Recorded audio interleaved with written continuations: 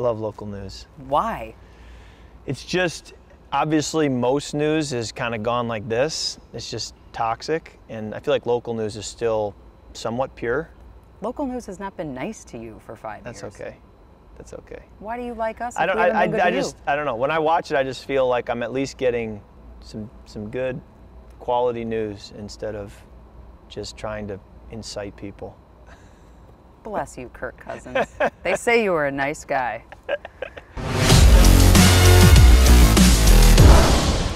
So when you come to Minnesota 5 years ago, did you feel like the state welcomed you? I would say there were high expectations because the team had been so good in 2017, you know, and they were basically a quarterback away from winning the Super Bowl was the thought process. And it was why I wanted to be here. I wanted to be a part of a great football team. And then when we go basically 500 the first year and miss the playoffs, I mean, that was a tough start. And so I was welcomed, but then when you don't meet those expectations, you know, it kind of sets you back and you kind of find yourself trying to work back from that. People said you paid him too much, he's not worth it. He's not a top tier quarterback, he's middle of the road. Doesn't that hurt? I think they don't say it to my face. So I was pretty ignorant to it all. I don't go looking for it, I don't go reading it. So I always felt pretty insulated. And you also understand what you signed up for. You know, you understand when you sign the contract, when you come here to a great football team, a great organization with a lot of history, there's going to be expectations, there's going to be you know, people who are going to always want more from you. And as long as it doesn't catch you by surprise, I think it's okay. Did you ever want to do anything besides football? Absolutely. I feel like I'm living a dream, certainly. I mean, football was so much my dream that I thought it was impossible. I figured, you know, yeah, I'd love to play pro football, but I also would love to win the lottery. It's not going to happen. I knew the odds. And so every day I drive into work and you look around and you realize you're still living a dream. I mean, that's pretty special. But there's no doubt I have other dreams. I love learning about business. I think when I'm done playing, I'll get pretty involved in investing and in business and see what's out there. And I'm going to enjoy being a dad. You know, I think when I'm retired, I'll be a full-time dad, and I think that'll be fun too. You strike me as the dad type. Yeah, I think you picked up on that correctly. I probably tried at times to not give off that vibe, but sometimes you can't help it. You just are what you are, and you're not hiding it. Serious dad vibes. Serious dad vibes. Do you still drive a van, or was that all made up? I still own a van. It's not my daily driver, but you better believe I plan to always have a conversion van in the garage as an option in the rotation. Why? So, because they're comfortable, you sit high, you can be just yourself driving, you can have you know, your kids and all their friends, you got TV, it's just comfortable. So it sounds like you haven't ever been in one. I mean, a conversion van to somebody who grew up in the 80s is like, that's some highfalutin stuff. That's for rich kids. Well, honestly, I mean, when I bought the one I think it's a 2022, when I bought it, I thought this is the top of the top. I mean, it doesn't get any better than this. Right. Like, I don't know who's messing with that kind of stuff. Yeah. Do you think that you are the Rodney Dangerfield of the NFL? I'd have to have a little more context as right, because that's an older reference. While I am a dad at heart, I'm not that old. Don't get no respect. Thank you. I now know what you're referring to. I have always been, in my story, going back to high school, a little bit underrated, a little bit overlooked, and even though I got the college scholarship and then got to play in college and then got drafted and then got to play in the pros and on and on and on, that has sort of always followed me. And I don't know if it's the dad vibes. I don't know if it's just that I'm kind of an old soul. I kind of like to keep, you know, under the radar. I don't know. I don't know what it is, but there will always be some of that. And again, as long as you're not surprised by it, you kind of know that's part of your journey. It's all good with me. Does it ever make you mad? You work so hard. We all got to see that in the documentary. Mm-hmm. You work maybe too hard. Yeah, right. And you just have this kind of monkey on your back of, he's not really worth it. Yeah, I think winning will always trump that. So for me, I say, hey, if we win football games, it doesn't really matter what people say. And I think that's kind of where my "you like that" catchphrase back in my days in Washington, D.C. started, was sort of having that same approach and having a big win and then being able to say, hey, you may not like me, you may not want to see me succeed, but if you're a fan of this team, you like that. And so there's a little bit of that. You like that? Explain. Yeah, oh yeah. Do you Yeah. say it around the house? I do. I'll say it around the practice. You know, we'll hit a play in practice. I'll say it. I'll hear it a lot when I get sacked or I get hit in the game. That's kind of the trash talk I'll get as a defensive lineman saying, "Do you like that?" as they run over to the sideline. So Not this house, the one you share with your family. So at my house, not too much, but I'm ready. My kids are starting to get pretty smart, pretty cunning, and I could see them using it at some point. You know, we're wrestling on the floor, and you know they win, and then they'll probably say it. Like you make a scrambled egg and you're like, you like that? Yeah, I haven't used it in that setting, and my wife hasn't really used it in that setting, but it's always there. It's nice to know it'll always be there. You put on your dad's shirt and you say to Julie, Right. you like that? Put on the button up, yep, tuck it in with a braided belt and a phone clip, Wow. socks and sandals, the whole 9 yards, yeah. Thought about this. Oh yeah. That's I haven't your, like, gone quite that far yet. That's your dream outfit. Yeah, right, that's what the mountaintop. Yeah. Yeah. I As hope good you as it get gets. there. Me Super too. Bowl. Super Bowl, and then maybe post-Super Bowl press conference, that outfit, win-win. Does she really pick out your clothes or was that for TV? She absolutely does. I mean, what wife doesn't help their husbands with their appearance? I don't know. I have a wife. There's an occasional husband who probably has an eye for it, but I know for me, you know, I just assumed that most spouses would be like, hey, you know, don't leave the house with that on or wear this. And she's almost batting 1,000, but that one game, that one outfit, she'll never live it down. How'd you get her to go out with you? It's a great question. We were set up. So it's a long story. I don't know how much time we have, but I will just say at a high level, we had a family friend who knew both of our families, but our families didn't know each other. And this mutual friend said, they got to meet, got to set them up, and that's the rest is history. How old were you? I was 23 and my wife was 22. So we started dating long distance because I was in Washington, D.C. She was in Atlanta, where she grew up. And then we dated for a year and a half, got engaged on the Capitol in D.C., and then got married about 2 years after we met. Nice.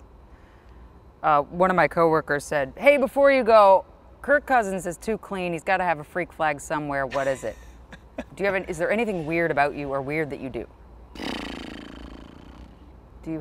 Is there any part of you that's weird, or is it all just basic? Well, going back with the dad thing, I am an old soul. And my mom would tell me this when I was 12 years old. Kirk, you're 12 going on 75. I kind of wonder if it's going to be a Benjamin Button thing where I like reverse age. And when I'm 75, you'll see me at the clubs in the city maybe. I don't know. We'll see. But, you know, I love history. I love, you know, I'll turn on PBS. I'll watch local news. Like, that's just who I am. That's the way I go about my business. And that is not normal for an NFL locker room. But as I get older, I'm starting to fit in with that demographic more. Like it was really weird when I was 12. Now at 35, it's fitting in more. But at like 70, I think I'll really have reached the mountaintop, if you will. You're going to peak at 70. Exactly. This That's isn't the it. goal. No, this is not it. This is a stepping stone to where I want to be as an old soul. I can't wait. Is that from? I want to ask you about the extreme tenors. Yes, please do. That's also something pretty unique about me. Yeah. So I grew up enjoying music, most people do, but my mom put us in musicals. So when I was 5, 6, 7, 8, I would, in the summer, like the local town musical that came to town, we would be like the backup kid singers in it. With my brother, my sister, like it was just a thing we did. And you don't know any different as a kid, right? So That's awesome. I just had an appreciation for Broadway music, for, you know, more of the stuff that isn't mainstream. And so I was in high school choir, loved it, was tried out for the little swing choir that in most high schools is not very cool to do, but I did it and had a blast. And so, yeah, our tenor section in the choir, you know, our voices hadn't dropped yet. We weren't the big, strong guys in the school, so we were the tenors. And we kind of tried to lean into that, and we called ourselves the extreme tenors. Oh my God, every time you do that. It's all coming together for you. The It picture really is is. really clarifying now. I get it. I get why, like, all the people that I've talked to are like, that guy drives me nuts, I don't like him. And then they watched this documentary and they're like, okay, I kind of like him in this strange way. But he's still who he is, yeah. Can you sing still? So here's what's funny. My voice is getting worse every year because of playing football. I'm constantly screaming at the line of scrimmage. I'm Mike's 55, Ringo, Lucky. yelling at guys, calling the play in the huddle on the road. So every year I'll get in the car, in the off season and be singing a tune, and I'll be like, can't quite reach those notes anymore. So, but I'm getting older, right? That's part of the deal. What's your sing in the shower song? So some of my favorite artists would be Switchfoot, Matt Carney, Ben Rector, One Republic. I don't know what that genre is, but it's my favorite. You probably don't. I don't know what any of those people are. So you can look them up, but those would be probably my go-tos. Okay, you look and up. And then obviously Broadway tunes. Yeah, give it to me. Like. I'm retired from singing now. I mean. No. Like, what are your tunes? Oh, so favorite musicals would be like Joseph and the Amazing Technicolor Dreamcoat, Lion King's good. Man, there's so many. I'm trying to think. I love Jersey Boys. Love Wicked. I can go on and on. Are you going to put your kids in musicals? Like what a early? Great question. So when I'm retired, I joke that I'll be back in the musicals in town as 100. a background, doing a box step. Yep. And Yep. people in the crowd will be like, I think that's Cousins, but I'm not, like, Yep. he shouldn't be here. You're but going to he be at the is. Chan Happening Music Yep, Theater. Yep. So, but not in the seats watching. No, yeah. I'll be doing the box steps in the background. Yeah. Anyways, I probably will try to expose them to a lot of kinds of music and then kind of see what they like, what they gravitate towards, and if they have interest, absolutely, I'll put them in some musicals. So my stepdad used to say about me, I'm a Virgo and like a triple Virgo, so I'm about 20 minutes early to everything. I like that. I'm very demanding, I think Yeah. my coworkers would say. Yeah. I work hard. I like work a lot. My stepdad used to say to me, Jana, you're wound tighter than banjo. When I watch you in this documentary, especially drawing the plays, Yeah. Kirk, you are wound tighter than a banjo. Well, we're kindred spirits. I don't know any other way to be, and if I were to get done with my career, I feel peace knowing I gave it everything I had. But if I get done and I felt like I left something out there, it's hard for me to be at peace. It's hard for me to move forward knowing that I knew there was more to do, and for whatever reason I didn't do it. It's hard for me to live with that. So, Do you feel like you're wound a little too tight, that you need to let some things go? I think there's a double-edged sword, right? Or, Yeah. or it's a balance, right? So many times your greatest strength is your weakness. And so you just have to always keep that in balance, understand what's gotten me here is having those traits and always trying to find the inches and 1% better. That can come with being wound too tight or pushing yourself too hard. And so that's where I take Tuesday off every week, because I say, this is a great way to reset and recognize that I'm going to push too hard if I don't take Tuesday off. So having that self-awareness, that's where a spouse can be a great check and balance, to say, hey, let's course correct. And so that's been a big help. Speaking of your spouse, I have one too, and I have a kid. The things that some people say about me on the internet hurt them more than it hurts me. Is it hard when people say things about you to think that your wife hears that, or your kids are gonna hear it? Sure. It actually started in preschool last year because the Packers-Vikings rivalry, and we'll drop our kids off at school, and a kid who's a Packers fan at the preschool will say something to my boys. And I don't know, I think it's part of the territory. You kind of understand it, and you take the good with the bad, and it doesn't bother me too much. I think, first of all, I don't go looking for it. It's not going to brighten my day to go looking for it. So, but inevitably, it's going to come, whether it's preschool or whatever. It's going to come your way, and I think you just give people grace, and you understand they are entitled to their opinion, and it's my job to go out and do the best I can. And again, then I can be at peace. If I give everything I had, if the result wasn't what I wanted, I can at least be at peace with my effort. But it'll be a great opportunity for our boys to grow and to be stretched. If that were to be a challenge they face, I'd say bring it on in a way, because I think it'll be good for them to have some adversity. Do you want them to play football?